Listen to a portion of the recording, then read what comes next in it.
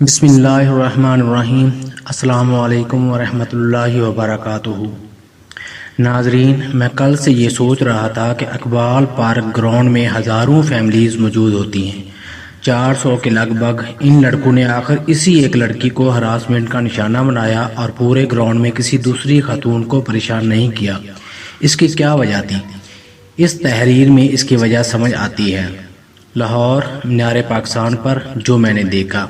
میرا نام محمد اسحاق ہے اور میری پیدائش لاہور کی ہے۔ اس سال پہلی بار ایسا ہوا کہ میرے اپنے بچوں اور بھتیجوں نے ضد کی کہ ہمیں 14 اگست پر مینار پاکستان لے جائیں۔ ہمیں معلوم تھا وہاں بہت رش ہوگا، چنانچہ بچوں کو ٹالنے کی بہت کوشش کی، مگر آخر کار ان کی ضد کے آگے ہتھیار ڈالنے پڑے اور بادل نخواستہ ہم نے چھوٹے بھائی کو بلا بھیجا کہ گاڑی لے کر آ جاؤ۔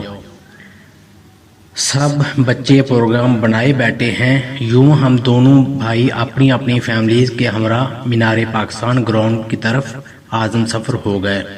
حسب توقع وہاں بلا کا رش تھا اور اندر داخلے کے گیٹ بھی بند تھے۔ ہم بچوں کو لیے ایک طرف کھڑے رہے کہ کہیں سے گیٹ کھلے تو اندر جائیں۔ خدا کا کرنا یہ ہوا کہ کچھ ہی دیر بعد اندر داخلے کا دروازہ کھلا اور ہم لوگ الحمدللہ خیر و عافیت سے اندر داخل ہو گئے۔ مینار پاکستان گراؤنڈ میں ایک دو نہیں بلکہ ہزاروں لاکھوں فیملیز موجود تھیں جو اپنے بال بچوں سمیت مختلف اطراف کے سبزے پر برجمان تھیں اور کھیل کود یا خوش گپیوں میں مصروف تھیں۔ کسی قسم کی کوئی ہڑبڑنگ نہ تھی، سب لوگ اپنی اپنی تفریح میں مگن تھے کہ اچانک ایک جانب سے ایک لڑکی برآمد ہوئی جس کے ساتھ کم از کم 20 سے 30 افراد کی پوری ایک پلٹون تھی جو اسے پروٹوکول دے رہی تھی۔ میں اپنے بچوں کو لیے آئس کریم لینے کے لیے ایک جانب کھڑا تھا جب میری نظر اس لڑکی پر پڑی۔ وہ لڑکی انتہائی بیہودہ انداز میں ہر طرف فلائنگ کس پاس کرتی ہوئی مینار پاکستان کے چبوترے کی جانب بڑھ رہی تھی۔ واضح رہے کہ مینار پاکستان گراؤنڈ میں داخلہ کے بعد اندر کے صرف 83 پلاٹ خالی تھے، البتہ وہ چبوترے والی جگہ کے ارد گرد جنگلہ لگا ہوا تھا جس کے اوپر خاردار تاریں بندھی ہوئی تھیں۔ تمام فیملیز انہی گراس پلاٹس میں بیٹھی تھیں، جبکہ اندر جنگلے والے چبوترے میں حد سے زیادہ رش تھا اور وہاں صرف اور صرف منچلے لڑکے تھے جو باغ باغ کر مینار پاکستان کی بنیادوں پر بنائے گئے ان پلروں پر چڑھنا چاہ رہے تھے جو گلاب کی کھلی ہوئی کلی کی مانند چاروں طرف سے مینار کی بنیادوں کو گھیرے ہوئے ہیں۔ میرے دیکھتے ہی دیکھتے وہ لڑکی اس چبوترے پر جا چڑھی اور اس دوران اس پر ہر طرف سے ہوٹنگ اور آوازیں کسی جانے لگیں۔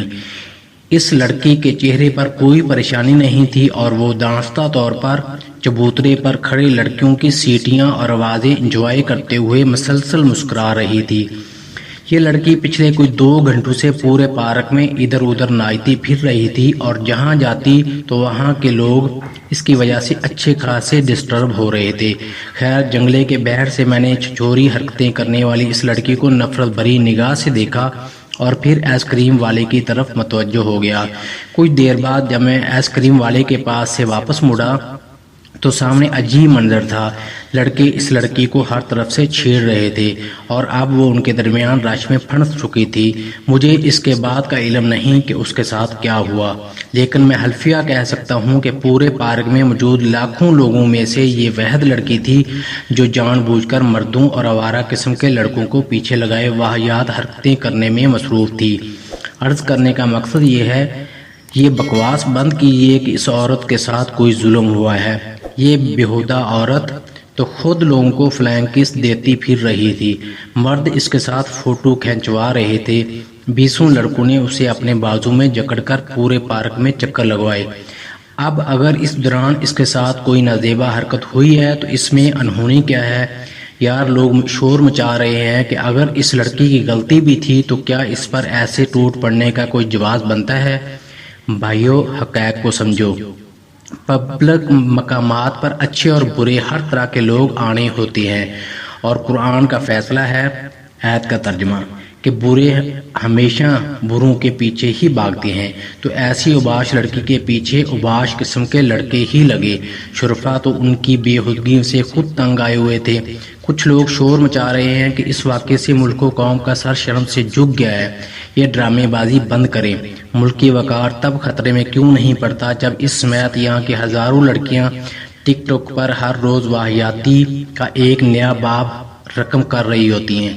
سیدھی سی بات یہ ہے کہ صرف مغربی پیمانہ ہے کہ معاشرے میں بھلے جس قدر مرضی بے حیائی ہو، اس پر کوئی نکیر ہوگی نہ اس سے ملک و قوم کی عزت پر کوئی حرف آئے گا، لیکن جو ہی اس بے حیائی کے نتیجے میں کسی کے ساتھ کچھ برا ہوگا، سب کو مرچیں لگ جائیں گی اور ظلم زیادتی کا وویلا شروع ہو جائے گا۔ مردوں کو ہر قسم کی گالی سے نوازا جائے گا، پورے ملک کو درندوں کا ملک قرار دیا جائے گا۔ یہ کیا بکواس ہے؟ اس ایک لڑکی کے پیچھے ہم ان لاکھوں کو، شرفا کو بھی گالیوں سے نواز رہے ہیں جو اسی پارک میں اپنی اپنی فیملیز سمیت موجود تھے، اور ہرگز کوئی بےہودگی نہیں کی۔ اگر ہمارا معاشرہ گنڈوں کا ہجوم ہوتا یا سارے مرد ہی بھوکے بیڑیے ہوتے تو وہاں سے ایک دو نہیں ہزاروں واقعات رپورٹ ہوتے۔ ہمارا المیہ یہ ہے کہ ایک طرف تو ان جیسیوں کو کھلے عام چھوٹ دے دی جاتی ہے کہ جو مرضی کرتے پھرو، اور پھر جب یہ لوگ اپنی سستی شہرت کا حاصل کرنے کے لیے آخری حد تک گر جاتے ہیں تو ہمیں ایک دم سے اخلاقیات یاد آ جاتی ہیں۔ میری اپنی خواہش یہی ہے کہ ایسی بیہودہ عورتوں کو بیہودہ لوگ ملتے رہیں تو شاید جلد ہی ان کی عقل ٹھکانے لگ جائے، پھر یہ مادر پدر آزاد بدبخت ایسی حرکتیں نہ کیا کریں۔